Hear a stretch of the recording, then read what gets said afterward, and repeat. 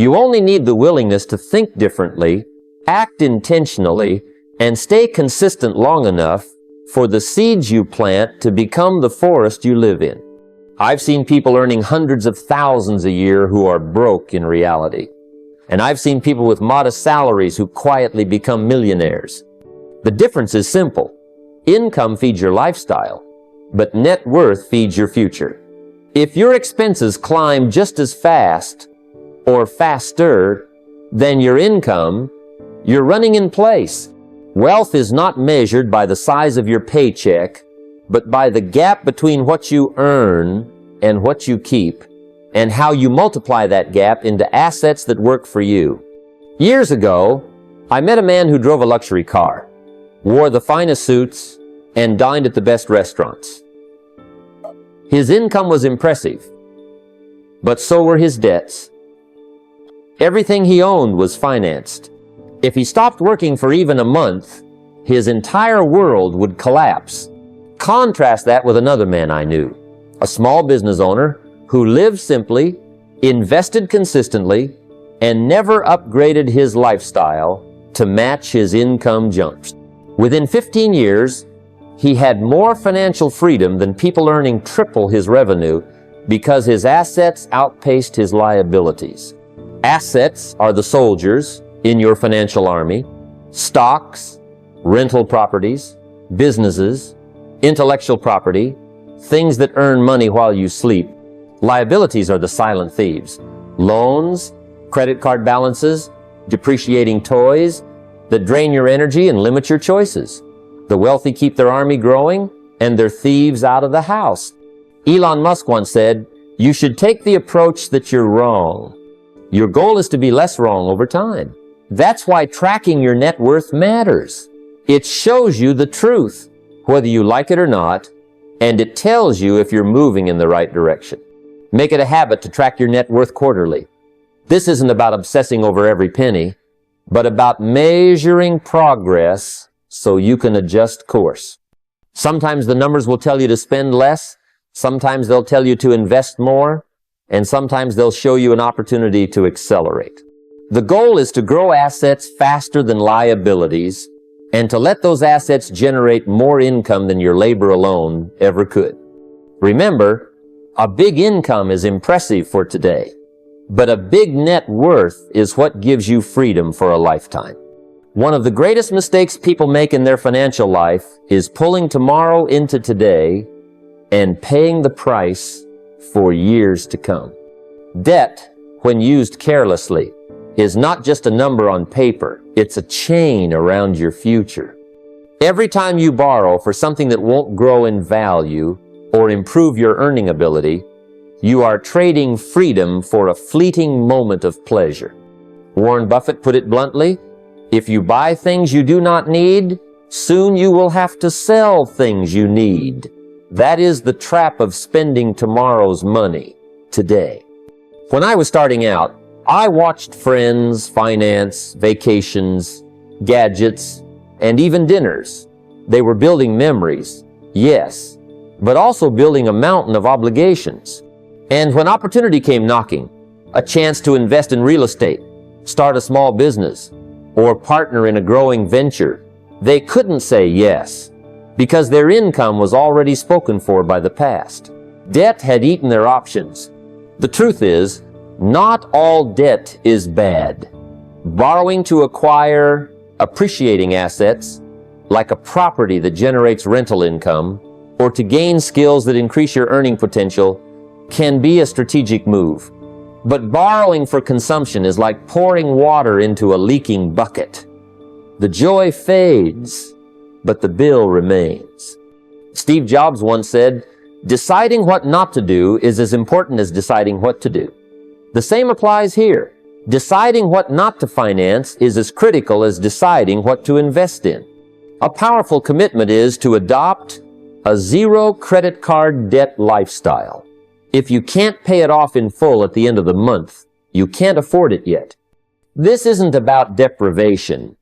It's about protecting your future from being sold off in pieces. When you remove the burden of unnecessary debt, you don't just save interest.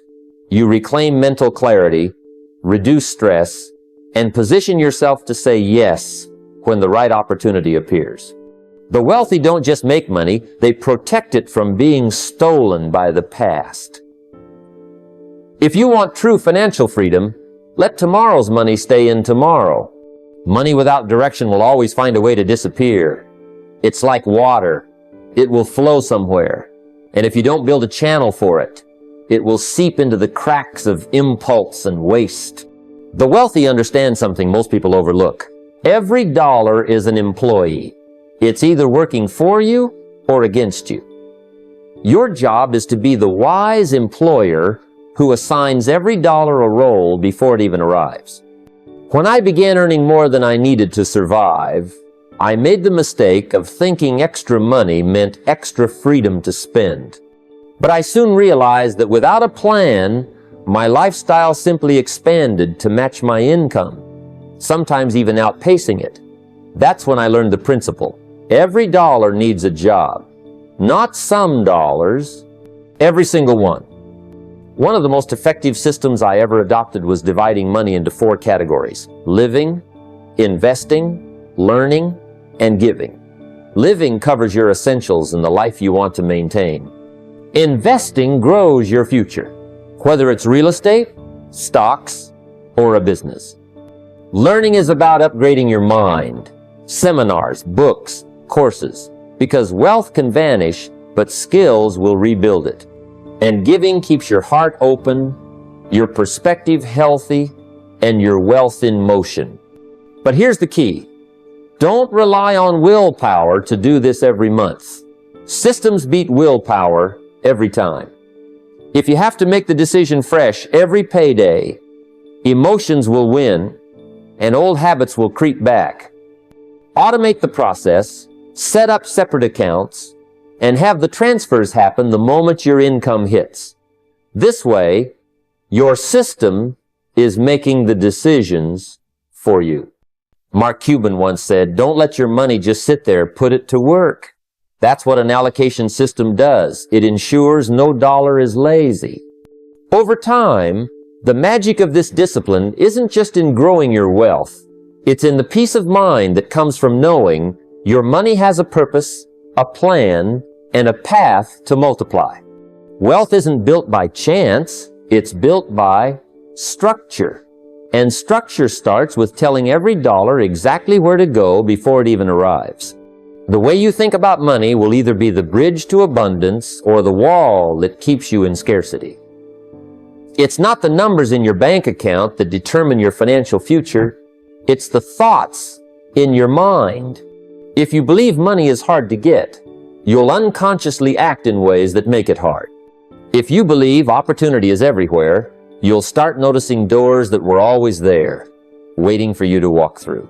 I remember in my early years, before I had much to my name, I would often hear people say, "The rich get richer and the poor get poorer." At first I thought it was a statement about the economy, but I soon realized it was a statement about mindset. Wealthy people think differently. They see problems as puzzles to solve, not roadblocks to stop them. They see money as a tool, not a master. And they keep learning about it, not just when they're broke, but especially when they're already doing well. Your financial results will always follow your financial beliefs. That's why your first investment isn't in stocks or property or business. It's in your mind. Warren Buffett put it perfectly. The best investment you can make is in yourself. Feed your mind with books about wealth. Listen to people who've built it. Study how they think, not just what they do. I made it a daily habit to replace financial fear with financial education. Every time doubt crept in, what if I lose it all? I'd replace it with knowledge, a biography, a lesson from a mentor, a principle I could apply. Over time, my mindset shifted from "I hope" to "I will." Surround yourself with financial positivity. Spend time with people who talk about building, creating, investing, not just complaining and surviving. Mindset is contagious. Choose the right infection. The truth is, Your income will rarely grow beyond the boundaries of your mindset. If you want more in your wallet, start by expanding what's in your mind. When you think bigger, you act bolder. And when you act bolder, you build the kind of future others only dream about. It's not always the storms that sink ships. Sometimes it's the small leaks no one bothers to fix. And in your financial life, those leaks often look harmless. A subscription you don't use, a fee you ignore, a habit that slowly drains your pocket. But make no mistake, tiny waste left unchecked can erode massive potential over time. I've seen people work hard, earn well, and still stay broke, not because they lack income, but because they let their money trickle away unnoticed. It's the coffee they buy twice a day out of habit, the insurance premium they've never reviewed, the gym membership that's become a silent monthly donation. On the surface, it's only a few dollars, but those few dollars, compounded over years, could have been a business, an investment, a trip, or an opportunity. In my own early journey, I realized I had small leaks too. I was paying for a magazine subscription I barely read, a service plan I no longer used. Once I started tracking my spending, I was shocked, not by the big expenses, but by the small, silent ones that had been stealing from my future. Here's the thing, money is too valuable to let it slip away on autopilot. That's why I tell people, review your bills at least once a year. Call your providers, renegotiate rates, cancel what doesn't serve you. If a service doesn't bring value, it's not a bargain, it's a burden. Benjamin Franklin once said, "Beware of little expenses. A small leak will sink a great ship." He wasn't just talking about frugality. He was talking about awareness. The discipline to plug those leaks forces you to be intentional, to take control, to redirect that money toward growth instead of waste. Remember, wealth is not just about making more, it's about keeping more. And if you guard against the small leaks, your ship can weather any storm and sail toward the destination you've set. Money, by itself, is neutral. It's neither good nor bad. But in the wrong hands, without guidance, it can be destructive. History is filled with stories of people who stumbled into fortunes only to lose it all because they lacked the wisdom to manage it. The lottery winners who go bankrupt in 5 years, the athletes who earn millions yet retire broke, they prove a sobering truth. Money without guidance is dangerous. You see, wealth is like a powerful machine. In skilled hands, it builds cities, funds dreams, and changes lives. In unskilled hands, it destroys just as quickly. That's why wealth multiplies only when paired with wisdom. Wisdom isn't something you inherit with a paycheck. It's something you deliberately acquire through learning, observation, and mentorship. When I started, I didn't know the rules of the financial game. I thought earning more was the solution. But I learned quickly, if you don't know how to grow it, protect it, and use it, you'll just accelerate your losses. That's when I began seeking out those who had done it before. Not the ones who talked about success, but the ones living it. I'd take them to lunch, ask questions, and more importantly, listen. I didn't want just theory. I wanted proven principles from people who had built and kept their wealth. If you want your wealth to last, build a habit of mentorship. Schedule time with people ahead of you financially. It could be a monthly coffee, a quarterly dinner, or even a phone call. Don't come to impress them, come to learn from them. And don't just ask how they made money, ask how they've kept it, how they've navigated downturns, and how they decide what's worth investing in. Warren Buffett once said, "It's good to learn from your mistakes. It's better to learn from other people's mistakes." That's the essence of pairing wealth with wisdom. You shortcut decades of trial and error, avoid unnecessary losses, and position yourself to multiply what you already have. Wealth built without wisdom is a house without a foundation. It may stand for a while, but it cannot endure. Build the foundation first, and the fortune will follow. One of the greatest traps in modern society is mistaking luxuries for assets. We live in a world where people will borrow heavily for a car that loses value the moment it leaves the dealership, yet hesitate to invest in a property that could pay them for decades. The wealthy think differently. They understand a simple truth: own what pays you, rent what costs you. An asset is something that puts money into your pocket.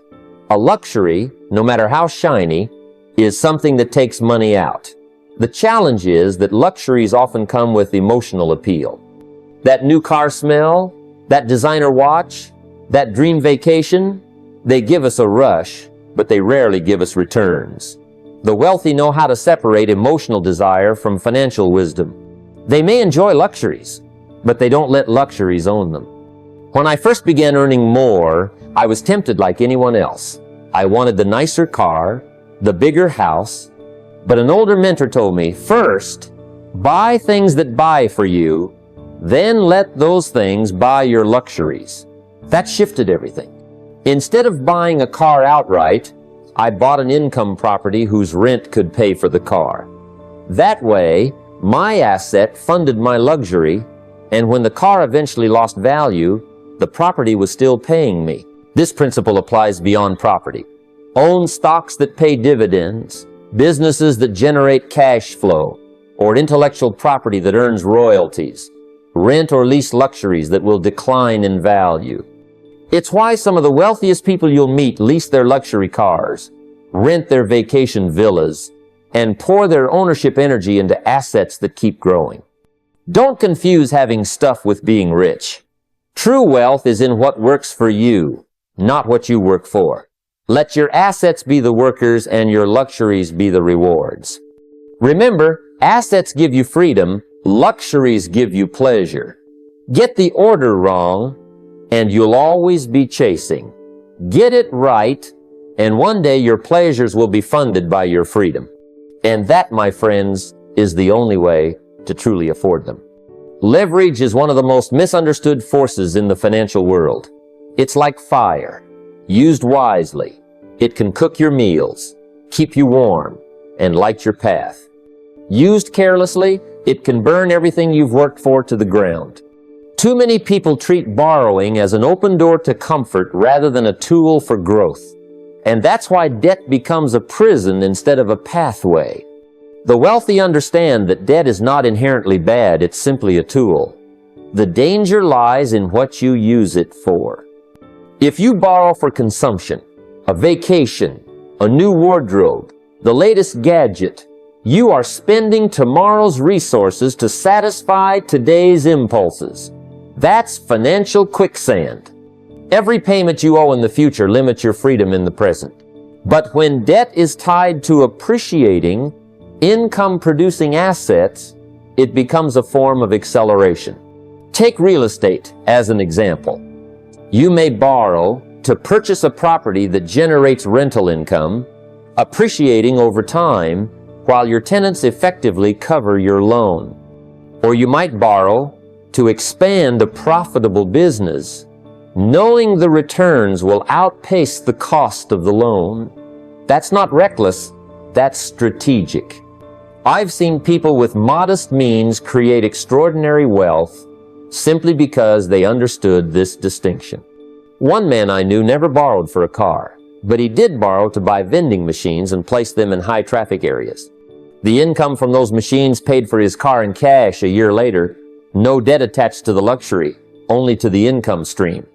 Robert Kiyosaki puts it bluntly, good debt makes you rich, bad debt makes you poor. The problem is, most people don't take the time to tell the difference. They let emotion drive borrowing decisions instead of math and logic. So here's the rule I've lived by. If the thing you're borrowing for can't pay for itself and more, don't borrow for it. Let your debt be a ladder, not a shovel. Used wisely, leverage can shorten the distance between where you are and where you want to be. Used poorly, it will bury you under the weight of your own choices. The choice, as always, is yours. One of the biggest traps in wealth building is relying on willpower. Willpower fades. It's strongest in the morning, weakest at night, and almost always disappears when emotions are high. That's why the wealthy don't rely on self-control. They rely on systems. A system doesn't get tired, distracted, or swayed by temptation. A system just works, quietly and consistently, whether you're in the mood or not. I learned early in life that the key to making progress wasn't more discipline, it was fewer decisions. Every time you leave an important financial choice to how you feel in the moment, you're inviting inconsistency. But when you automate the right habits, you lock in your progress. If a portion of your income is automatically routed into investments, savings, and essential bills the moment you get paid, you've already won the game before you even start spending. Think about the way most people handle money. They pay their bills, buy what they want, and if anything is left over, they might save it. The wealthy reverse this process. They pay themselves first, not manually, but automatically. So there's no risk of forgetting or deciding to skip this month. And here's the secret. Over time, those small, consistent deposits into your investment accounts grow into something far larger than you imagined, thanks to the quiet power of compounding. I once knew a man who automated $200 a month into a broad index fund for 30 years. He never increased it, never stopped it, never missed a month. When he retired, that account had grown to more than $500,000. Not because he chased big wins, but because his system never failed him. Modern tools make this easier than ever. You can set up automatic transfers, recurring investment purchases, and bill payments in a few clicks. No paperwork, no reminders, just a quiet machine working in the background of your life. The point is this: wealth is not the result of occasional brilliance, but of consistent, automated action. Systems beat willpower every time. So build a system that keeps you moving toward wealth, even on the days when you don't feel like it. And once it's running, protect it fiercely, because that quiet, invisible discipline will be the single most powerful force in your financial life. Money's a fascinating thing. It's powerful enough to build empires or destroy lives. But here's the truth. Money was never meant to be the master. It's meant to be the servant. The danger comes when people flip that order, when money begins to dictate their choices, values, and even their relationships. If you've ever seen someone chase a paycheck at the expense of their family, their health, or their integrity, you've witnessed what happens when the servant takes the throne. The wealthy understand that money is simply a tool, a means to build freedom, not a cage to live inside. They see it as a resource to design a better life, fund dreams, create impact, and multiply possibilities. But to do that, they set rules for their money before the money arrives. Why? Because in the heat of the moment, your emotions will almost always talk you into spending on what feels urgent rather than what is important. I remember a man who made his first million by his mid-30s. Yet by 40, he was broke. Not because he didn't know how to make money, but because he never gave his money a job. It was free to roam, and like a wild animal, it destroyed everything in its path. The irony is that he worked harder after losing it than he did to earn it in the first place. All because he forgot that money is the servant, not the master. When you decide in advance how every dollar will be used, what percentage goes to living, investing, learning, and giving, you put yourself back in control. Suddenly, you're not reacting to every financial temptation, you're executing a plan. And plans build wealth. Spontaneous spending might bring a moment of joy, but intentional spending builds a lifetime of freedom.